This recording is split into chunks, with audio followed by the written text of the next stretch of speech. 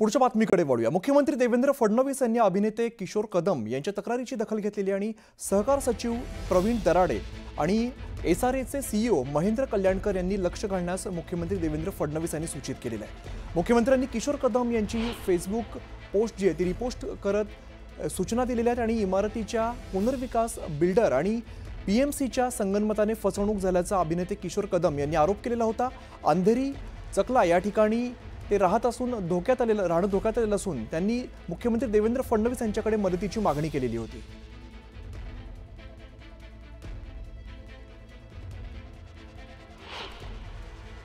शेवटच्या टप्प्यामध्ये असताना पर्टिक्युलरली मी आणि माझी मिसेस आम्ही दोघांनी खूप खोलात जाऊन विचार केल्यानंतर लक्षात आलं की याच्यामध्ये काहीतरी गडबड आहे। आणि काल स्वतःच ॲडव्होकेट प्रदीप कदम यांनी सांगितलं की हा संपूर्ण डीए इल्लीगल आहे, हा डीए मी पास करणार नाही, सही करणार नाही। आणि त्यांनी ते सही करण्याचं नाकारलं, त्यांनी स्वतःचे पैसे सुद्धा घेतले नाहीत। मी त्यांचा खूप खूप आभारी आहे की त्यांनी आमची 24 घरं वाचवण्याचा प्रयत्न केला। आता बाकीच्या 23 लोकांना त्यांची घरं हवंयत की नको मला माहित नाही, पण मी एक कलावंत आहे। मी आयुष्यभर घामाचा पैसा करून हप्ते भरून माझं हे घर मिळवलेलं आहे। मला माननीय मुख्यमंत्री उपमुख्यमंत्री अजित पवार साहेब, एकनाथ शिंदे साहेब आणि माननीय मुख्यमंत्री फडणवीस साहेब यांना विनंती करायची आहे की आमचे सहकार मंत्री आबासाहेब पाटील यांना विनंती करायची की तात्काळ ही प्रक्रिया थांबवण्यासाठी मदत करावी। आणि आमच्या 23 जणांचं घर नाही वाचलं तरी चालेल, पण महाराष्ट्रातल्या एका कलावंताचं घर वाचवण्यासाठी मला मदत करावी। मी सगळ्या मंत्र्यांना, सगळ्या कलावंत मित्रांना आवाहन करतो आहे की कृपया मदतीसाठी धावून यावं।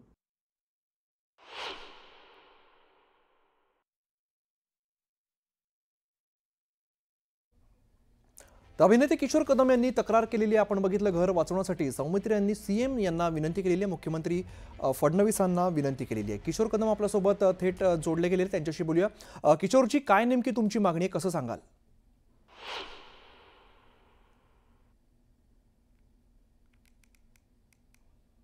माझा आवाज येतो तुमच्यापर्यंत?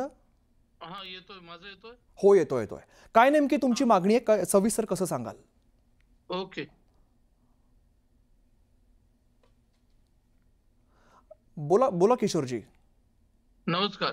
हो मी नमस्कार। किशोर कदम सौमित्र। हो, कालपासून मी फेसबुक पोस्ट जी केली होती ती कालपासूनची माझी फेसबुक पोस्ट खूप व्हायरल झालेली आहे। खूप लोक मला मदतीसाठी धावून आलेले आहेत। खुद्द मुख्यमंत्र्यांनी त्याची फार गांभीर्यानेच दखल घेतलेली आहे, त्यामुळे मी त्यांचा खूप खूप आभारी आहे। आणि या चॅनलने सुद्धा खूप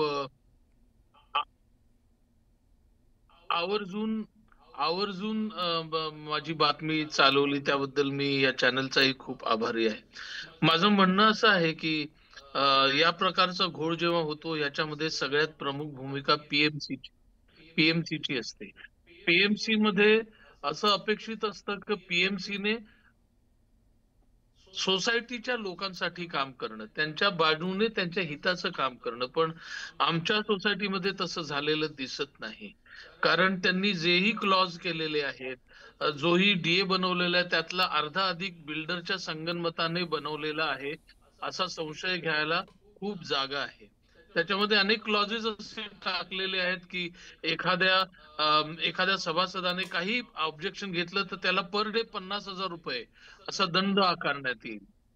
असा सुद्धा एक क्लॉज होता की इमारत पाडल्यानंतर आमच्या परवानगीशिवाय तिथे काम कुठलं चाललंय, आत काय चाललंय हे बघायला कोणालाही येता येणार नाही। असे अनेक क्लॉजेस त्यांनी टाकले होते जे सामान्य माणसांना घाबरवून टाकणारे आहेत। आणि जर पीएमसी सभासदांच्या बाजूने विचार करत असेल ते असे क्लॉजेस येणारच नाहीत। आता या पीएमसी बद्दल मला असं सांगायचं आहे की रेडियस नावाची कंपनी आहे आणि मला माहिती नाही तेजस शहा नावाचा माणूस तिथे जो आमच्यासाठी बोलायला यायचा, ही त्याची कंपनी आहे की तो त्या कंपनीसाठी काम करतो।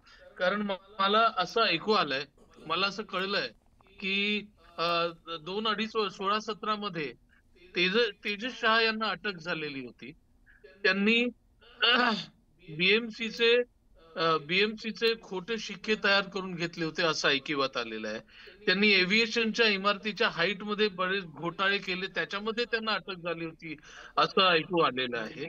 परत त्यांनी अनेक लोक त्यांच्या कामाने अफेक्ट झालेले असं ऐकू आलेलं आहे. त्यांचं लायसन्स बॅन झालेलं आहे आणि ते दुसऱ्यांच्या लायसन्सने काम करतायत तेजस शहा.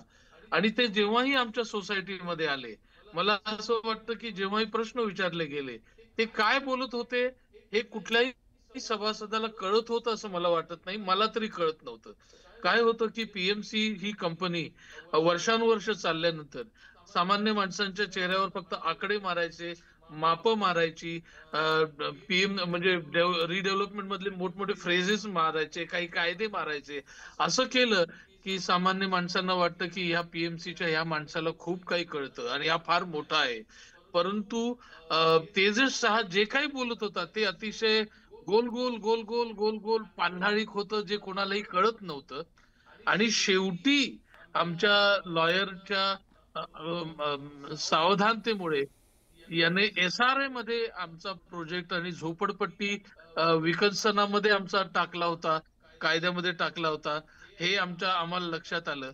आणि हे दोन्ही मला असं वाटतं कमिटीच्या ज्या मेंबर्स आहेत त्या सगळ्या अनभिज्ञ होत्या या बाबतीत, किंवा त्यांची दिशाभूल करून तेजस शहाने आणि बिल्डरने एकत्र करून हे केलेलं आहे.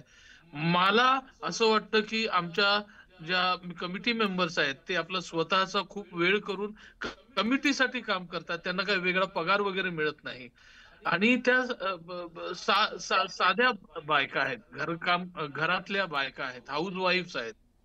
आणि त्यांच्या अज्ञानाचा गैरफायदा तेजस शहा आणि बिल्डरने घेतलेला आहे आणि आमच्या 23 लोकांची घरं वेठीला लावली आहेत असं मला वाटतं. किशोर कदमच्या अनेक तुम्ही महत्त्वाचा आरोप करता तो म्हणजे बिल्डर आणि पीएमसीचं संगनमत असल्याचं म्हणताय, संगनमताने फसवणूक केल्याचं तुम्ही सांगताय. हो हो हो हो, असं डीए वाचल्यानंतर अशी दाट शंका आहे. कोणता नियम वाचल्यानंतर किंवा कधी तुमच्या लक्षात आलं की संगनमताने फसवणूक सुरू आहे? काय म्हणताय? तुमच्या कधी लक्षात आलं की संगनमताने फसवणूक सुरू आहे? कोणते क्लॉज होते, कोणते नियम होते, कोणत्या गोष्टीनंतर तुमच्या लक्षात आलं? हे बघा, याच्यामध्ये मेजॉरिटी नावाचा एक प्रकार असतो या सहकार याच्यामध्ये, पुनर्विकासामध्ये, सोसायटीच्या कामामध्ये. आणि आपल्याकडे मूर्खांची मेजॉरिटी नेहमीच होते. जे लोक कायद्याने प्रश्न विचारतात, जे लोक खूप खोलवर जाऊन प्रश्न विचारतात, त्यांची संख्या नेहमीच कमी राहिलेली आहे. आणि आम्ही अल्पसंख्य आहोत आणि मेजॉरिटी मूर्खांची आहे तिकडे. त्या कोणालाही कायद्याची जास्त माहिती आहे, त्याने समजून घेतलंय, स्वतः बाहेरून विचारपूस केली आहे, हे काहीही वाटत नाही. येनकेन प्रकारे तुम्ही आम्हाला आमची इमारत बनवून द्या, आम्ही खूप हतबल झालेलो आहोत, अशा ऍटिट्यूडचा फायदा पीएमसी आणि बिल्डरने घेतलेला आहे असं मला वाटतं. निश्चित किशोर कदमजी धन्यवाद, तुम्ही सविस्तर बातचीत केली त्याबद्दल.